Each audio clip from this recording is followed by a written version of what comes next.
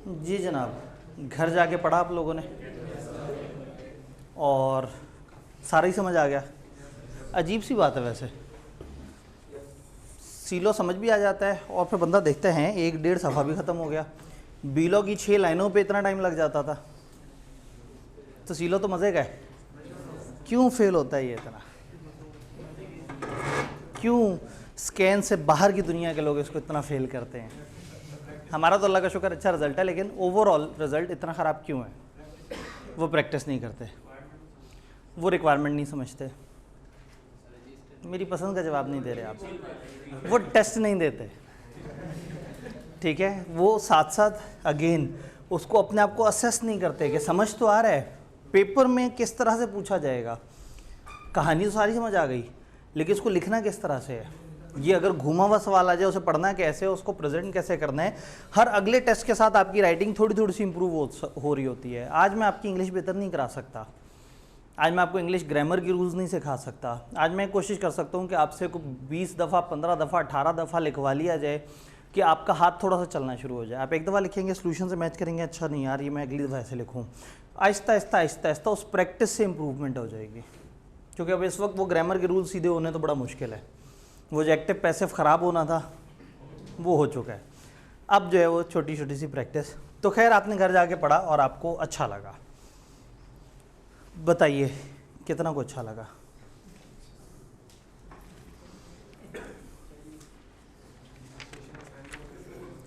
Steps of incorporation से पढ़ना शुरू किया या उससे पीछे भी कुछ पढ़ा था पहले?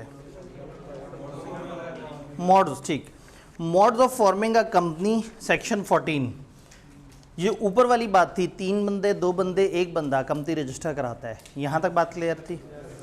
फिर नीचे एसएमसी में ख़ास बात ये थी क्योंकि है ही एक, तो उसको एहतियातन एक बंदे का नाम नामजद करना होता है कि देखिए अगर अचानक से मेरी डेथ हो जाए या मैं अवेलेबल ना रहूँ तो ये भाई साहब मेरे वर्सा तक इस्लामिक रूल्स या जो भी लीगल रूल्स हैं उसके मुताबिक चीज़ें ट्रांसफ़र करवाएंगे।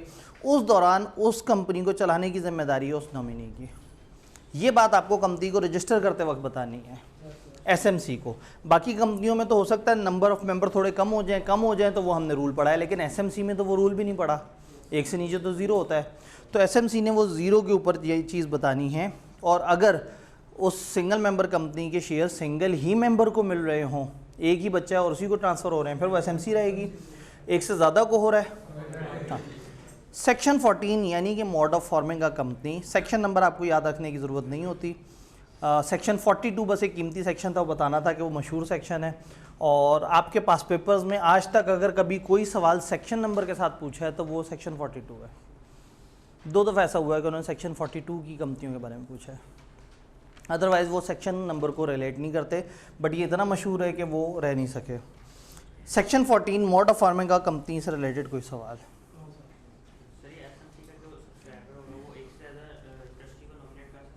नहीं, इसमें नॉर्मली ये होता है कि आप एक इंसान का जिक्र करते हैं, एक नेचुरल पर्सन का जिक्र करते हैं, वो फिर आके चीज़ों को संभाल रहा होता है। हाँ, वो single person can be a company की लीगल पर्सन है, तो वो कहने का मतलब है पर्सन एक नॉमिनेट करना है, वो फिर आगे से जो भी अपने टीम मेंबर्स को लेके आना चाहे वो कर ले।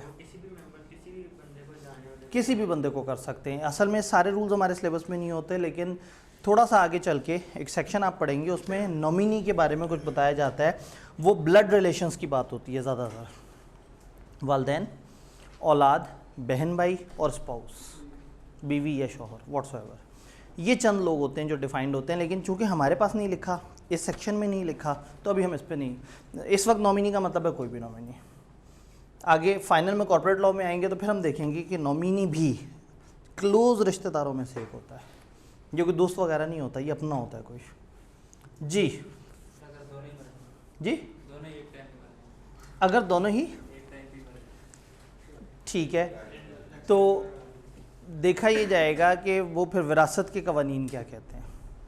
यानी इसने तो अपने तौर पे कोशिश की है कि एक नॉमिनेट करके चला जाए, लेकिन इस तरह के हादसे हो जाएं तो फिर तो किसी को पता भी नहीं लगना, जिसने बताना था वो भी मर गया और जिसके ट्रांसफ़र होने थे वो भी, तो फिर खा जाएंगे लोग वो सारा पैसा, वो सारी चीज़ें। जी, मोड ऑफ फॉर्मिंग का कंपनी क्लियर है जी? ठीक है, करना पड़ेगा बिल्कुल जी बिल्कुल। अगर वो लोग आगे चल के जो मर्जी करना चाहें, अब कंपनी हो गई है उन बच्चों की, उन 3 बच्चों की, वो 3 बच्चे आगे कंपनी के साथ जो मर्जी करें कंपनी लॉ उन्हें सपोर्ट करेगा। लेकिन आज की डेट में चूँकि ये एक प्राइवेट कंपनी है और ये उनको ट्रांसफ़र हो रही है और कानूनी तरीके से ट्रांसफ़र हो रही है, तो फिलहाल ये प्राइवेट कंपनी रहेगी, आगे चल के वो कंपनी को जो मर्जी कर दें जी।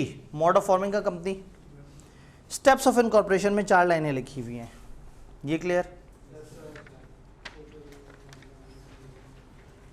क्या चैप्टर 2 के हैंडआउट आप लोगों तक पहुंचना शुरू हुए? नहीं, चैप्टर 2 के हैंडआउट आपके पास पड़े हुए हैं, ठीक है। पहुंचाना ज़रूरी नहीं, बस ये पता करना था, बल्कि मुझे ला के दे दें ताकि ये एक दफ़ा पढ़ने के बाद हैंडआउट तक पहुंचे। Registration of memorandum and article में एक भाई ने कहा पहली लाइन इसी में, डिक्लेरेशन किसे कहते हैं? क्या होता है डिक्लेरेशन? डिक्लेयर करना, अंडरटेक करना, वादा करना, हल्फिया बयान देना, एक स्टेटमेंट देना। क्या स्टेटमेंट? मैंने आर्टिकल्स और मेमोरेंडम बनाते हुए तमाम कवानीन की पासदारी की है, मैं कंपनीज एक्ट को फॉलो कर रहा हूँ और SECP की दी गई तमाम डायरेक्शंस को हमेशा फॉलो किया करूँगा, मैं एक अच्छा आदमी हूँ। इस तरह की डिक्लेरेशन, जिस तरह की डिक्लेरेशन मैं अक्सर कहता हूँ कि आपके फॉर्म पे होती है कि तमाम कवायद मैंने ही दर्ज किए हैं और मैं इसका ज़िम्मेदार हूँ और कॉलेज मेरे साथ किसी भी किस्म का जुल्म करने का 100% इख्तियार रखता है। वो टर्म्स एंड कंडीशंस होती हैं, बारीक सी लाइनों में लिखी होती हैं, उसमें तकरीबन तमाम मजालिम का जिक्र होता है। ये तब पता लगता है जब आप कहते हैं कि मैंने फ़ीस फ्रीज़ करानी है, तो बताएं, वो कहते हैं इतने पैसे। आप कहते हैं ये कहाँ लिखा है? वो कहते हैं ओए ये फॉर्म को पीछे ये देखें, ये जो ये बारीक वाली लाइन है यहाँ ये लिखा था कि कॉलेज के ये राइट है जी। नंबर शेयर करते हैं क्या मतलब? दूसरे कॉलेज इनसे नंबर नहीं लेता, और ये क्यों देंगे दूसरे कॉलेज को नंबर अपने बच्चों का कि ये बच्चे पकड़ो, इनको अपने ही तरफ मशहूरियाँ दो। बड़े सारे तरीके। आप जो है वो बच्चे का CRN बताएं, CRN नंबर यहाँ से लेके यहाँ तक, और तकरीबन 1000 बच्चों का 1500 रुपये खर्चा है। आपने सभी बताना है CRN नंबर यहाँ से लेके यहाँ तक का हमें डाटा चाहिए 1500 रुपये। बड़ी दुनिया। आप एक दफ़ा फेसबुक पे आवाज़ लगाएंगे मुझे कोई बंदा चाहिए जो कि मुझे डाटा प्रोवाइड करे। डाटा प्रोटेक्शन का कानून पढ़ के आए हुए हैं आप लोग, तो लाहौर बड़ा जालिम शहर है जी। तो आपको अगर किसी कॉलेज के मैसेज आते हैं तो इसका मतलब है आपने कहीं ना कहीं अपना नंबर ऐसी जगह इंदराज कराया है जहां आपने पब्लिक एक्सेस दिया है, या अगर आपके फेसबुक पे भी आपका वही नंबर है और आप मुख्तलिफ ग्रुप्स में ऐड हैं तो भी, या मुख्तलिफ समाज सेवा के लिए बने हुए जो ग्रुप्स हों उसके अंदर अगर आप ऐड हुए हुए हों जिसमें ये हो कि अकाउंटिंग की बातें, अकाउंटिंग की डिस्कशन, आइए बी लॉ के बारे में जानें, फलाना, इस तरह के ग्रुप्स में आप ऐਵੇਂ घुसते रहते हैं कि अच्छा यहाँ काम की बात होगी, तो वहाँ आप घुसते हैं, उधर से एडमिन आप सब लोगों के नंबर उठा के, और उनको पता लग जाता है कि ये लोग जो बी लॉ की बातों के अंदर घुसे हैं या बी लॉ की डिस्कशन में घुसे हैं, इसका मतलब है इनको बी लॉ से इंटरेस्ट होगा कोई।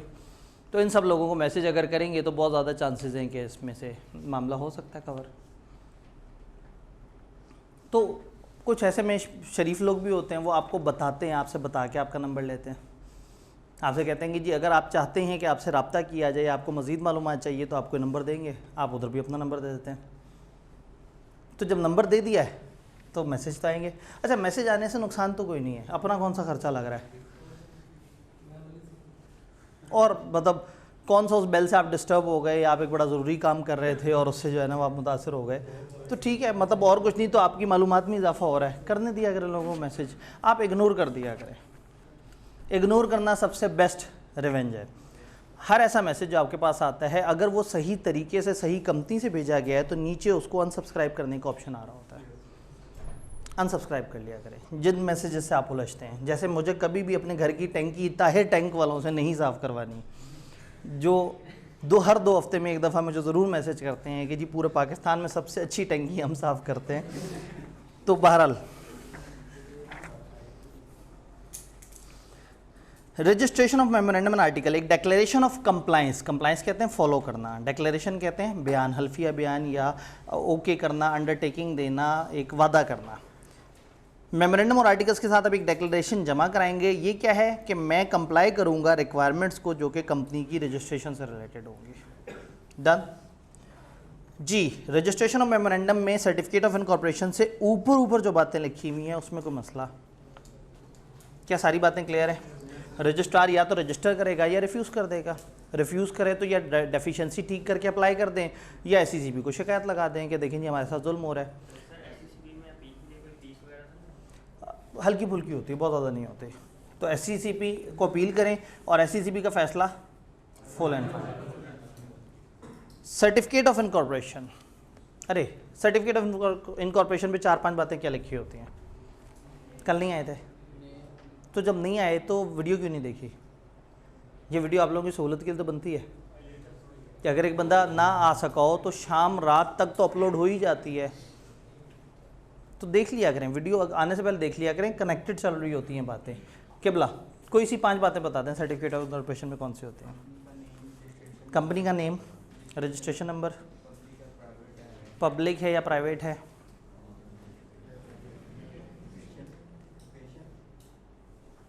लोकेशन नहीं है, ऐसी कोई बात नहीं थी। साथ वाले भाई मदद कर सकते हैं आपकी, वो कल एब्सेंट थे तो वीडियो देखी होगी इन्होंने। आप इतनी जल्दी पेंडिंग लेक्चर्स पे चले जाते हैं, ऐसे नहीं करना। मुझे बड़ा दुख लगेगा फेसबुक पे आप कहें वो आब्दी साहब की क्लास के 55 पेंडिंग लेक्चर्स हैं हमारे, अब बताएं इसका क्या हल है। तो खुदा का खौफ करें, हमारी क्लासें कितनी सी होती हैं, इतना तो पढ़ाते ही नहीं कि लोग जो है वो मतलब पेंडिंग पे चले जाए जी। तो वो वाले भाई केवल 2 चीज़ें इन्होंने मिस कर दी। नहीं, ये आगे वाले ब्लू शर्ट वाले भाई, लिमिटेड है या अनलिमिटेड है, और लिमिटेड है तो बाय शेयर है या बाय गारंटी है। डेट ऑफ इनकॉर्पोरेशन कि किस दिन कंपनी इनकॉर्पोरेट हुई है, ये सर्टिफिकेट ऑफ आपको इनकॉर्पोरेशन मिल जाता है। इसके अंदर कोई कन्फ्यूजन?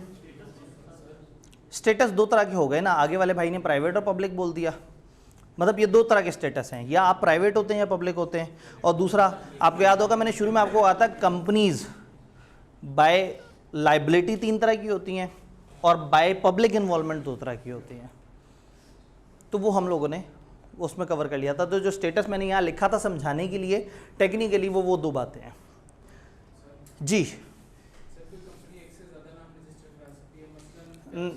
नहीं नहीं, असल में कंपनी एक होती है, आगे से ब्रांड्स होते हैं, ब्रांड्स के ऊपर अलग से कानून होता है।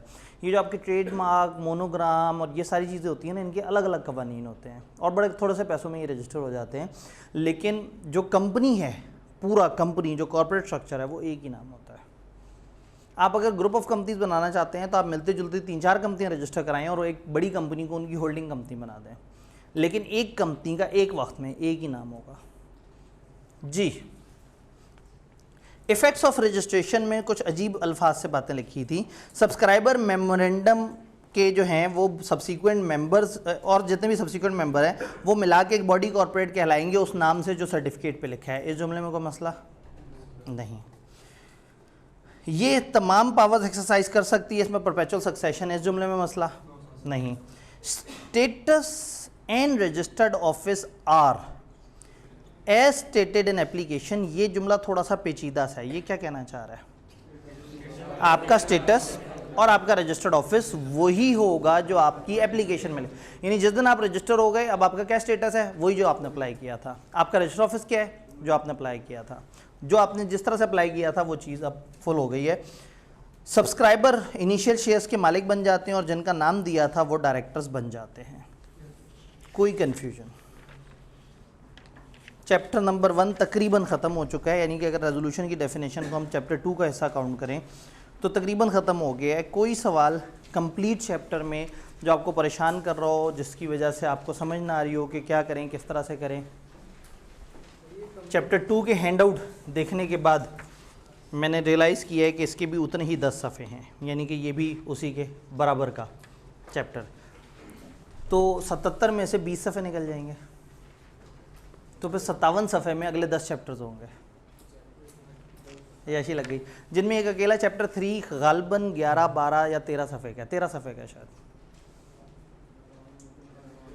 57 में से 13 निकाल दें, 44 सफ़े और 9 चैप्टर्स, 5 से कम की औसत। आप तो आग लगा देंगे, आप तो 10-10 सफ़े का चैप्टर पढ़ के बैठे। चले, और चैप्टर 1 पे टाइम ज़्यादा लगा, पहला चैप्टर था डेफिनेशंस थी। आज वीक का आखिरी दिन है, अगले वीक के आखिरी दिन में चैप्टर 2 ख़त्म हुआ होगा इंशाल्लाह। कमाल हो जाना है। तो अगर आप टेस्ट साथ साथ नहीं देंगे तो चीज़ें इकट्ठी होती चली जाएंगी, और रिज़ल्ट तक हम इतना पढ़ चुके होंगे कि आप कहेंगे चलो रिज़ल्ट जो मर्जी आया है, लॉ तो ख़त्म कर ही लेना, एक दफ़ा पढ़ के इसे रख लें, और अल्लाह करे रिज़ल्ट ऐसा हो कि आप बड़ी मोटिवेशन से लॉ पढ़ना शुरू कर दें। ठीक, तो इन एनी केस सब्जेक्ट तो कंटिन्यू करना है, और जब चलाना है तो आज सीरियस हो जाते हैं। तो क्या मैं इस तकरीर की बात मंडे को टेस्ट में बच्चे ज़्यादा बढ़ जाएंगे, क्या मैं उम्मीद कर सकता हूँ? ठीक है जी, चलें जी फिर आगे चलें, पढ़ें। और अब इसमें से आपको कितना पढ़ाया जाए?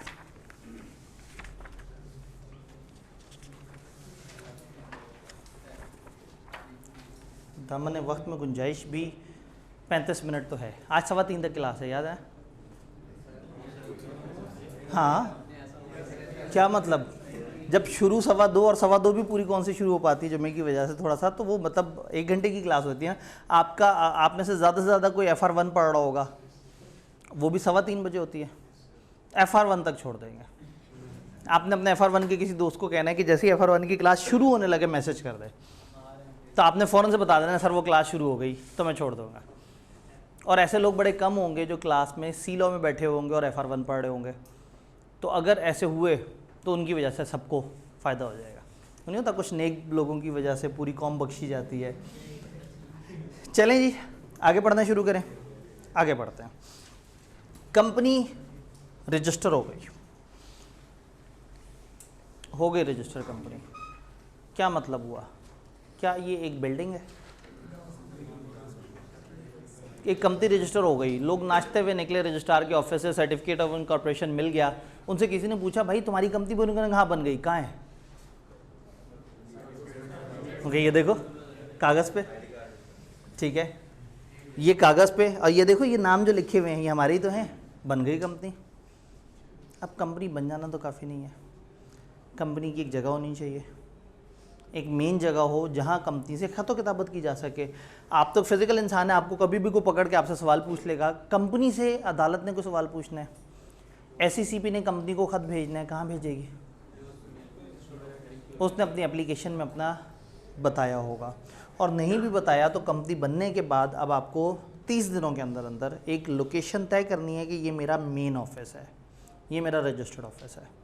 उसका एड्रेस रजिस्ट्रार को बताना है कि ये दिस इज़ द ऑफिस। इसको भेजे हुए ख़त का मतलब है हमें भेजा गया। हो सकता है वो ऑफिस किसी डायरेक्टर का घर हो, कोई मसला नहीं, लेकिन अब आपने इस कंपनी का काम करना शुरू करना है। अभी चंद लोगों ने मिलकर कंपनी को चलाना है, तो अब आप बिल्डिंग किराए पे लें, अब दुकान शुरू करें, या अपने घर बैठ के ऑनलाइन ऑपरेट, कोई मसला नहीं। कंपनी वर्चुअल है, फिजिकल स्ट्रक्चर नहीं है, ये कागज़ कंपनी है इस वक्त। अब ये कंपनी बन गई और वहाँ लिखा था कि हमारी कंपनी 10 लाख शेयर कैपिटल से चलेगी, हम 10 मेंबर्स हैं और 10 का 10 1-1 लाख रुपया देंगे। कंपनी बन गई, कंपनी के पास तो अभी 0 रुपीज़ हैं, और हमने कहा था कि इन सारे लोगों के पास 1-1 लाख रुपए के शेयर्स होंगे।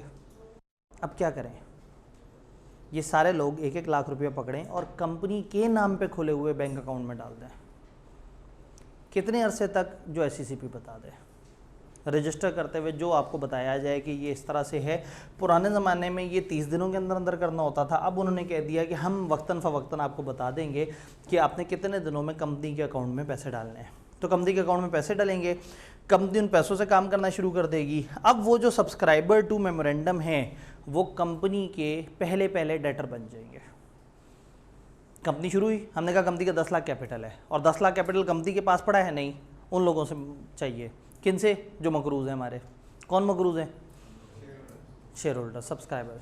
तो अब सब्सक्राइबर और कंपनी अलग हो गए कि हाँ भाई अब कंपनी कहेगी तुम लोग सब्सक्राइबर हो, तुम अलग लोग हो, मैं कंपनी हूँ, मैं अलग हूँ, अब तुम लोगों ने मेरे पैसे देने हैं। तो वो सब्सक्राइबर को कंपनी के पैसे देने होंगे और कंपनी उस पैसे से अपना काम शुरू कर सकेगी। यहाँ तक बात समझ आ रही है? पढ़ाई शुरू करते हैं। ये तो ऐसे ही हमने वो नहीं, जैसे रीकैप सा या इस तरह से कुछ होता है। चैप्टर 2 हुआ, चैप्टर 2 हमारा इंतज़ार कर रहा है। चैप्टर 2 में क्या पढ़ना है? नाम पढ़ते हैं।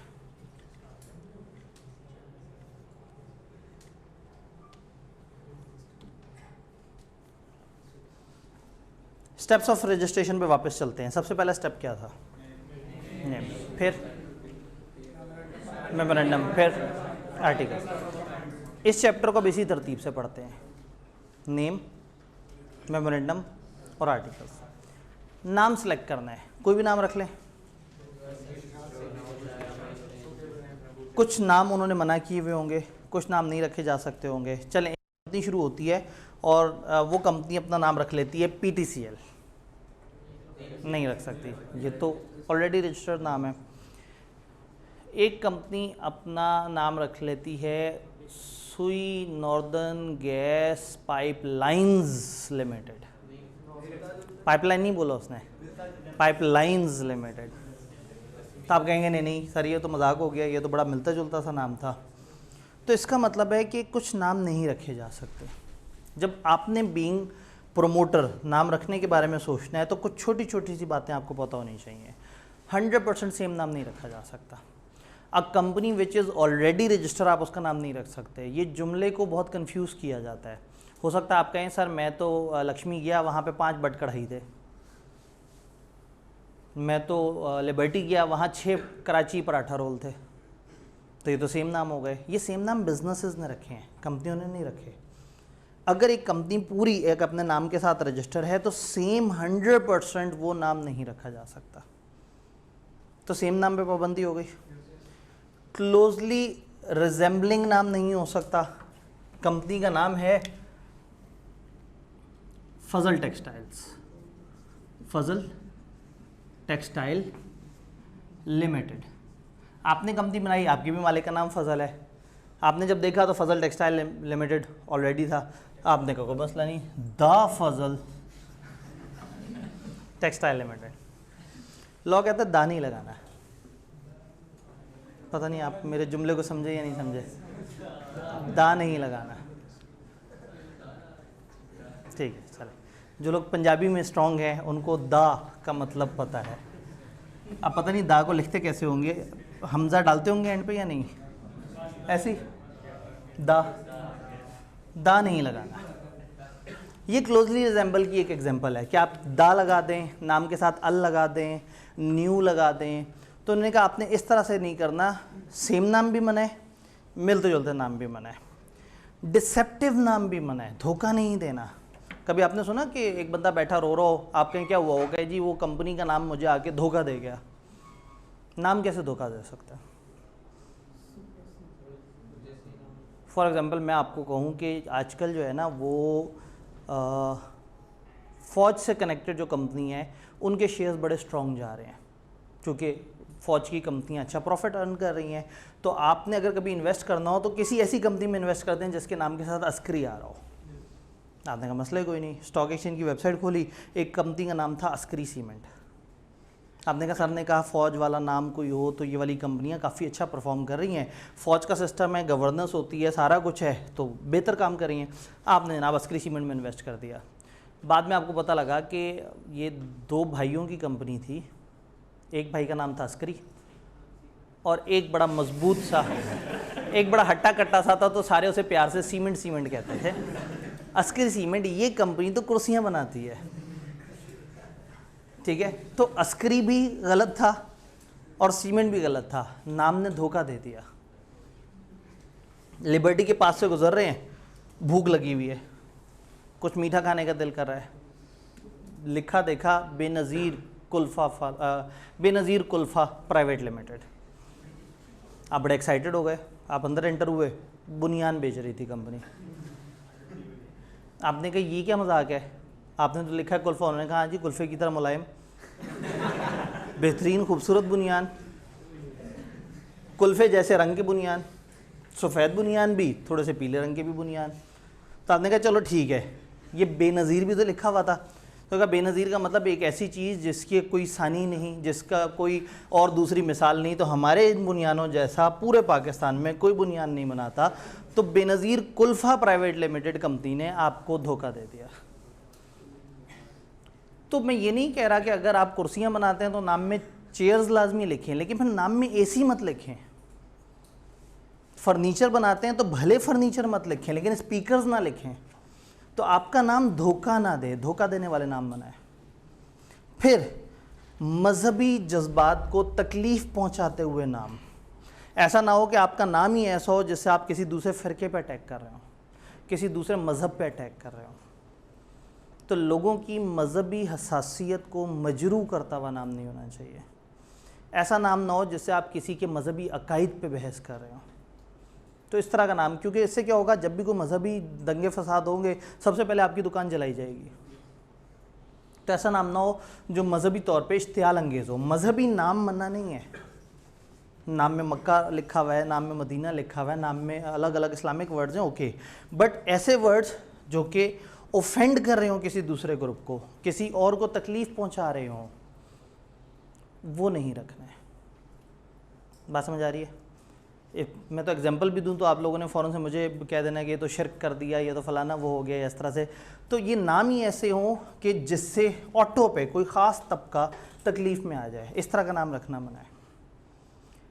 कुछ वर्ड्स डिफ़ाइन किए उन्होंने कि इस तरह के वर्ड्स इस तरह की कंपनियाँ यूज़ कर सकती हैं, बाकी यूज़ नहीं कर सकते। फॉर एग्जांपल वर्ड बैंक, मैं जितना मर्जी मज़ेदार इदारा बना दूँ, मैं उसके साथ बैंक नहीं लगा सकता अनलेस कि मेरा बैंकिंग कंपनी का काम हो।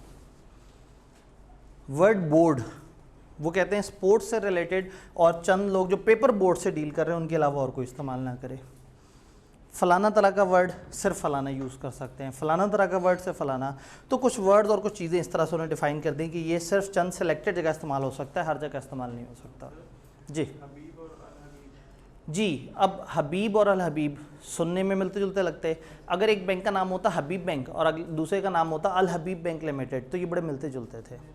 अब हुआ ये कि जब एक ही फैमिली का आपस में बंटवारा हुआ, उन्होंने आपस में डिवाइड किए बिज़नेस, ये एक ही फैमिली के बिजनेसेस हैं तीनों बैंक। तो उनको ये हुआ कि जी अब हबीब बैंक, सारे चाह रहे थे कि नाम रखा जाए, लेकिन सब तो नहीं रख सकते थे, कोई एक रख सकता था। तो फिर उनका कि फिर हबीब के करीब करीब का नाम हो, करीब करीब का नाम हो तो फिर एससीसी भी बीच में आ जाता है कि नहीं जी क्लोजली रिजेंबल ना करे। तो उन्होंने उसको अल हबीब बैंक के बजाय उल्टा कर दिया। अब एक है हबीब बैंक और एक है बैंक अल हबीब। तो उन्होंने अपनी तरफ से उसको सफिशिएंटली डिफ्रेंशिएट कर दिया, हबीब मेट्रोपॉलिटन। इन्होंने क्या किया, एक स्विट्ज़रलैंड में एक रजिस्टर करवाया इदारा और पाकिस्तान में आके कहा कि ये स्विट्ज़रलैंड में रजिस्टर हुए हुए इदारे की पाकिस्तानी ब्रांच है, हबीब बैंक एजी ज़्यूरिख, जो स्विट्ज़रलैंड में बना था। वो आजकल हबीब बैंक, ये हबीब मेट्रोपॉलिटन है। वो तजर्बा इनका बहुत ज़्यादा कामयाब नहीं हुआ, जो वैरायटी कराई थी तो वो थोड़ी ठंडी हो गई, तो वो हबीब बैंक एजी ज़्यूरिख के नाम से बनाया था उन्होंने। नाम ही ऐसा ना कि वो ज़रा स्विस सा नाम लगे। और चलो जो है ना मतलब स्विस बैंक्स वगैरह और इस तरह के फॉरेन बैंक्स पे लोगों का भरोसा होता है, तो ज़रा थोड़ा सा हमें पॉलिटिकली जो है वो अच्छे फंड्स मिल जाएँ, बेनामी के पैसे सारे ज़रा हमारे पास आ जाएँ। तो अगेन अब यही है कि Al Habib was one of the example जिसमें ये वाला ट्विस्ट आया था, प्रॉब्लम आया था। और उन सब का पॉइंट बिल्कुल सही था कि देखिए हमारी फैमिली है और ये हमारा बिजनेस है और हम इस नाम से ज़्यादा दूर भी नहीं जा सकते। तो उन्होंने उसको उतना वो कर दिया कि वो एक अलग नाम आइडेंटिफाई हो सके। जी, ये बातें समझ आई। कुछ इमोरल वर्ड्स नाम में नहीं लगाने देंगे। नाम ऐसा नहीं होना चाहिए जो पब्लिकली मुनासिब ना हो। आप एक नाम लगाएं और नाम लिखें और एससीसीपी वाले कहें कि ये गैर मुनासिब है, तो आपको बदलना होगा। तो जो एससीसीपी को इनअप्रोप्रिएट नाम लगे वो आप नहीं। अब आपकी कंपनी जो मर्जी प्रोडक्ट बेचती हो, नाम आपने बड़ा फ्रेंडली सा रखना है। आपने कोई गलत नाम नहीं रखना है, ऐसा नाम नहीं रखना जिससे गलत फील आए या वालिदैन अपने बच्चों के साथ से गुजरते हुए आपकी कंपनी के पास से तेज़ी से दौड़ा लेते हो गाड़ी, कि बच्चे ने अगर पूछ लिया कि अब्बा जी ये जो वर्ड लिखा हुआ है इसका मतलब क्या होता है। तो इस तरह के गैर अखलाकी, अजीबो गरीब, इनअप्रोप्रिएट ये नाम रखना मना है। ये मना वाली बात समझ आई। तो एक लंबी चौड़ी सी लिस्ट जिसमें उन्होंने कह दिया कि जी ये नाम नहीं रख सकते। फिर कुछ ऐसे नाम हैं जो उन्होंने कहा रख तो सकते हैं लेकिन इजाज़त लेनी पड़ेगी एससीसीपी से। अगर आपके नाम में कोई पैट्रनेज आ गया,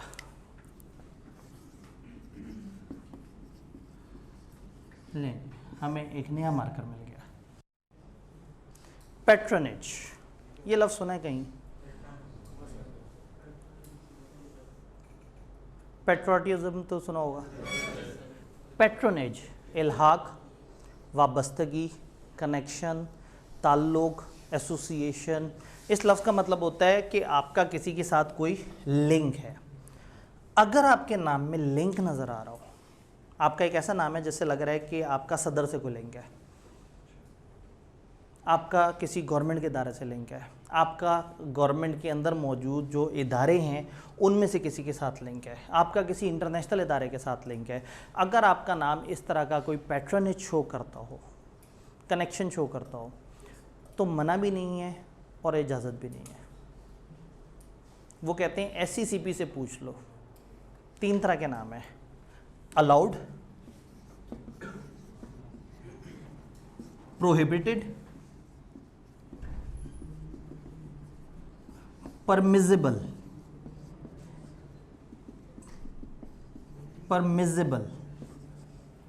परमिजिबल जो परमिट हो सकते हैं, प्रोहिबिटेड जो मना है, और अलाउड। तो लॉ ने क्या किया, ये लिस्ट नहीं बताई कि कौन से अलाउड है, उन्हें कह दिया कौन से सिरे से मना है और कौन से ऐसे हैं जो आप SCCP से इजाज़त लेके रख सकते हैं। तो 2 तरह की कैटेगरीज हमें नामों के अंदर याद रखनी पड़ेगी कि कौन से नाम डायरेक्टली मना है और कौन से नाम ऐसे हैं जो इसलिए मना है कि आपने इजाज़त नहीं ली हुई। अगर आप इजाज़त ले लें, फॉर एग्जांपल आपको ऐसा काम कर रहे हैं जिसका किसी खास लाइसेंस से ताल्लुक़ है, आप FSC का कॉलेज शुरू करते हैं, आपको HEC के पास रजिस्टर होना है, आपको जो बोर्ड है उसके पास रजिस्टर होना है। तो अगर आपका नाम ऐसा हो कि किसी लाइसेंस एक्टिविटी से आपका ताल्लुक़ हो, आपका ताल्लुक़ गवर्नमेंट से नज़र आ रहा हो, फॉर एग्ज़ाम्पल एक बंदा है उसका नाम हो परवेज़ अहमद फ़रीद, वो एक हाउसिंग सोसाइटी बनाए और उसका नाम रख दे PAF housing society, Parvez Ahmed Farid housing society. क्या नाम है? PAF housing society. कोई मसला तो नहीं? सुनने वाले को क्या लग रहा है? इसका ताल्लुक़ है, पैट्रनेज है, एयरफोर्स के साथ पैट्रनेज है। इन्होंने कहा बहरिया टाउन। अब अगेन हमने मना नहीं किया, हमने कहा SCCP से पूछ लें। जब आप SCCP से पूछते हैं कि हमने ये नाम रखना है, तो SCCP फिर उस रेलेवेंट इदारे से रब्ता करता है, उनसे कहता है कि जी वो ये नाम रख रहे हैं जिससे लगे कि आपके साथ एफिलिएशन है, आप लोगों को कोई मसला तो नहीं। जब उस इदारे को कोई मसला नहीं होता तो नाम रख लिया जाता है। अब इदारे से पूछा, इदारे ने कहा हमें मसला है, मसले दूर करा दिए, ठीक है। तो वो जिनको मसला था उनसे कहा कि आएँ बैठ के को प्यार मोहब्बत से बात कर लेते हैं। देखें जी, हमारी कंपनी है वो प्लॉट में डील करती है और हमारी सोसाइटी में बड़ी अच्छी अच्छी जगह पे बड़े प्राइम प्लॉट्स भी होंगे जो हम अपने चाहने वालों को दे सकते हैं।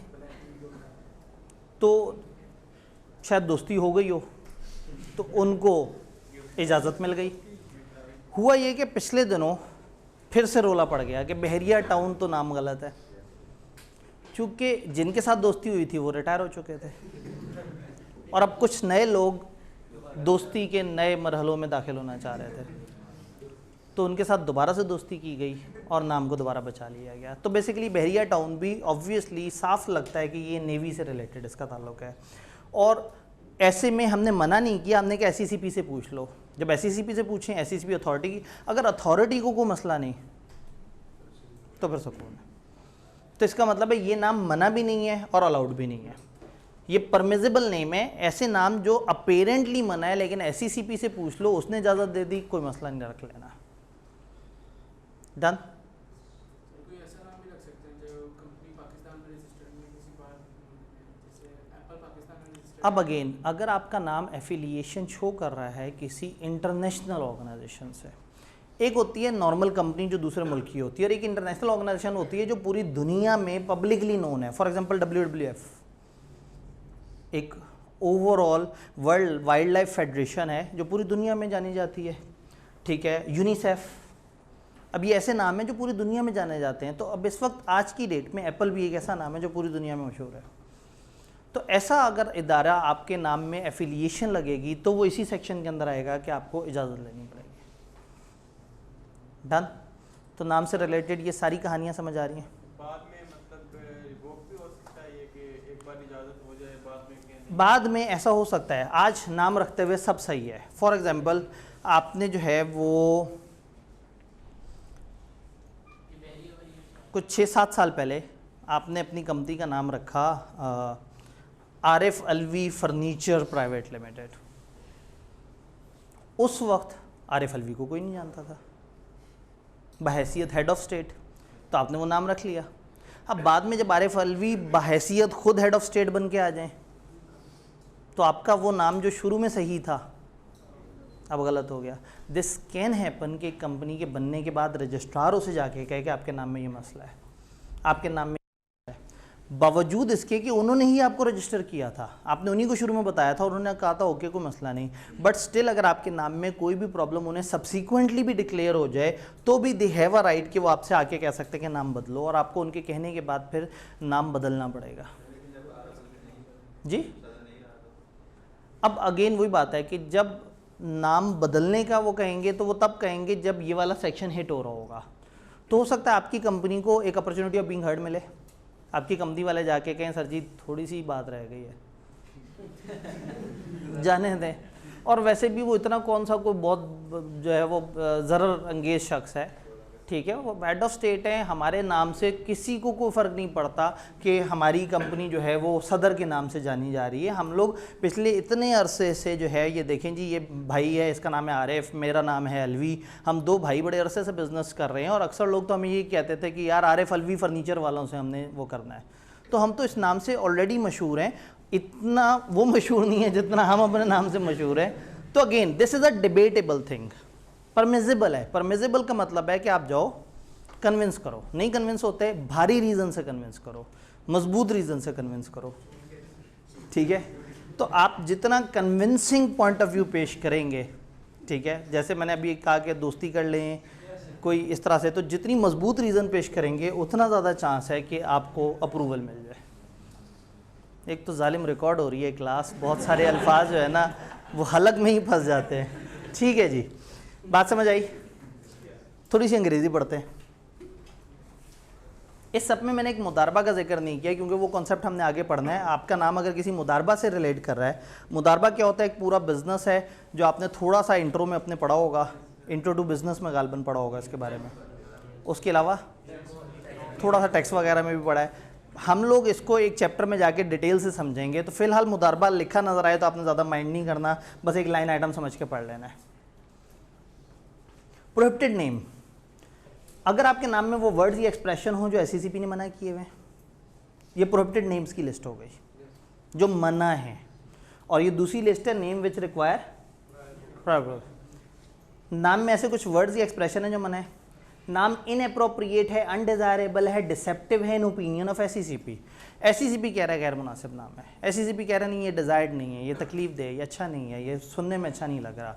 तो अगर एससीसीपी को कोई प्रॉब्लम हो, मैं इसकी एक एग्जांपल देता हूँ। मैं कंपनी रजिस्टर करा रहा था CA नोट्स प्राइवेट लिमिटेड, मेरी एक वेबसाइट थी CAnotes.net। जिन लोगों के थ्रू मैं उसको रजिस्टर करवा रहा था, ज़ाहिर है मुझे मिडल मैन लेके आने थे कि मैं तो आगे से उनकी कॉल का जवाब भी नहीं दे सकता था। तो उन्होंने गलती से जो नाम रजिस्ट्रेशन के लिए अप्लाई कर दिया वो था CAnotes.net प्राइवेट लिमिटेड, जिस पे उन्होंने कहा कि ये इनअप्रोप्रिएट नाम है, कंपनी का नाम वेबसाइट के नाम पे होना हमें मुनासिब नहीं लग रहा। आप पहले इस वेबसाइट के ओनर से हमें तस्दीक करा दें कि ये वेबसाइट वाकई ही इन्हीं साहब की है जो कंपनी रजिस्टर करा रहे हैं। तो कहने का मतलब ये है कि जब एक कंपनी के नाम में उन्हें एक वेबसाइट का नाम नज़र आया तो उन्होंने उसको डिक्लेयर कर दिया कि ये इनअप्रोप्रिएट। इसका मतलब ये उनकी डिस्क्रिप्शन है, कोई भी नाम उन्हें लगे कि नहीं भाई कंपनियों के ऐसे नाम थोड़ी होते हैं, ये क्या बात कर रहे हैं आप, ठीक। तो फिर उस वक्त भी हम देयर वाज अ पॉइंट कि जहां हम डिबेट करके उनको कन्विंस करते और वो लग रहा था कि वो कन्विंस हो जाएंगे। थोड़ी बहुत रीजंस भी थी हमारे पास, थोड़ी बहुत, भारी रीज़न नहीं थी, थोड़ी बहुत रीजंस भी थी हमारे पास, लेकिन चूंकि वो एक गलत फहमी थी, मैं अपनी टीम ने गलत फहमी क्रिएट की थी। मैं CA नोट्स प्राइवेट लिमिटेड चाह रहा था, नॉट CAnotes.net प्राइवेट लिमिटेड। तो कहने का मतलब है कि वो भी जहां उनको एक वेबसाइट का नाम नज़र आया तो उन्होंने वहां में ब्रेक लगवा दी। उन्होंने कहा नहीं भाई ये एक मुनासिब नहीं है, कंपनियों के नाम वेबसाइट के ऊपर होना अच्छी बात नहीं है, अनलेस कि आपकी वेबसाइट को बहुत ही मशहूर हो। तो इनअप्रोप्रिएट या उनके ओपिनियन में डिज़ाइन टू एक्सप्लॉइट और offend religious sentiments of people, ऐसी चीज़ जो लोगों के मजहबी जज्बात, इस्लामिक जज्बात नहीं बोला, मजहबी जज्बात। इसका मतलब है कि किसी दूसरे मज़हब पे अटैक करता हुआ नाम भी नहीं होना चाहिए। किसी मज़हब किसी फ़िरके पे अटैक करता हुआ ऐसा नाम जो लोगों के मजहबी हसासियत को तकलीफ़ पहुंचाए, ये नाम नहीं रखना। Identical with name of company already register, identical मतलब सेम, सेम नहीं रखना, नियरली रिजेंबलिंग नहीं रखना। तो ये 5 रिस्ट्रिक्शंस हैं प्रोहिबिटेड। 5 चीज़ें मना।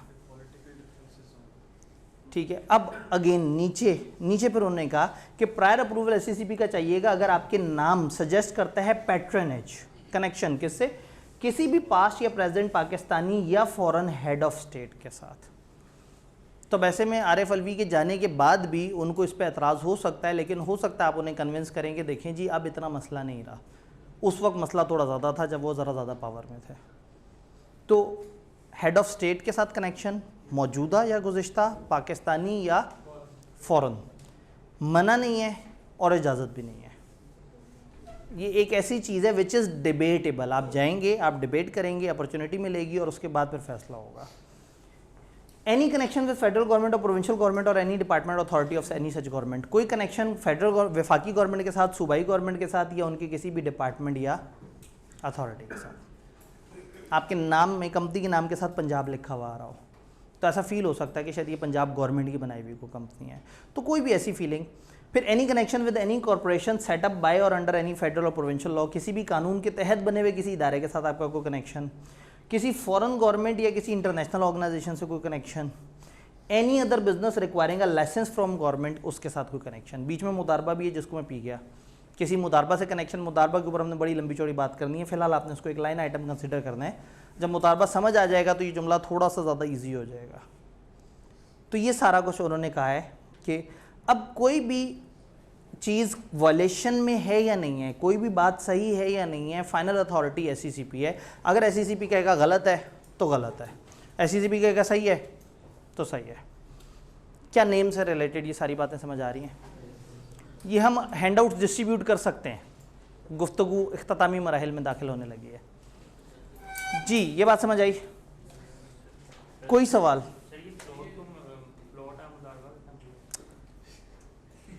रंग नंबर सवाल आया कि ये फ्लोट ऑफ मुदारबा से क्या मुराद है, कौन बताएगा कि इस लाइन के बारे में मैंने अभी क्या कहा है?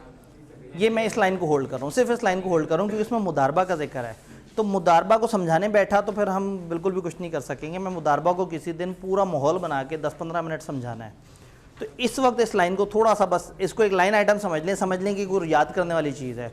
मैं फिर मुदारबा का जब पूरा कॉन्सेप्ट समझाऊंगा तो थोड़ा सा बेहतर हो जाएगा। तो बस ये वाली लाइन को होल्ड कर लेना है।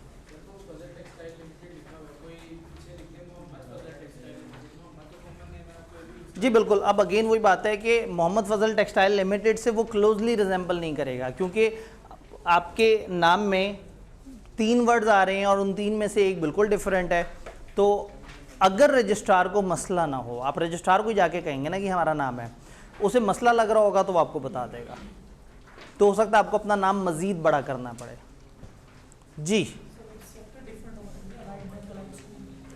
जी, अगर सेक्टर डिफरेंट हो तो जाहिर है नाम में, ये देखें ना, टेक्सटाइल की जगह अगर यहाँ बैंक लिखा हुआ हो फिर तो मसला ही हल हो जाएगा। जी, बात क्लियर है? लॉ ने भी रुकावट बताई है, लॉ ने भी कुछ वर्ड्स और एक्सप्रेशन कहे हैं कि आपने नहीं लिखने। जी, ये बात समझ आई? कंपनी और ब्रांड का नाम भी सेम नहीं हो सकता? वो ब्रांड का अलग लॉ है, कंपनी का नाम हमने पढ़ा।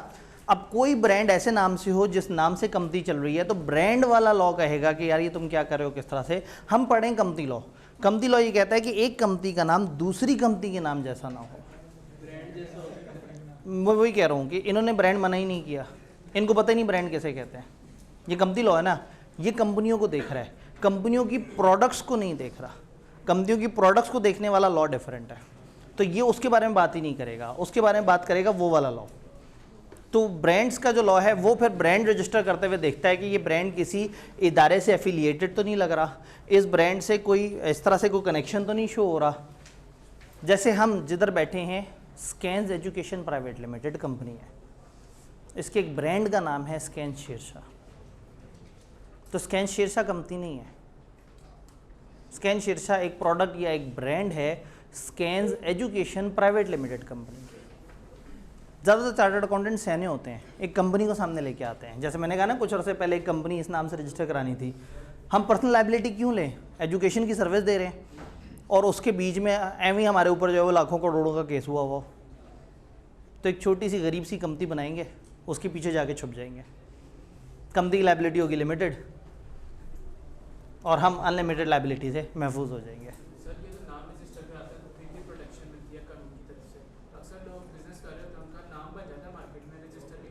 ठीक है, तो उनको हम डील ही नहीं कर रहे, हम तो कंपनियों की बात कर रहे हैं। रजिस्टर करवाने जो गए वो फलाना बंदा है उसने रजिस्टर करा दिया अपने। ठीक है, तो वो उस फलाने कानून के तहत पढ़ेंगे, तो जब आप कभी ज़िंदगी में वो फलाना कानून पढ़ रहे हो तो आपने उस मसले का ज़रूर सलूशन देखना है।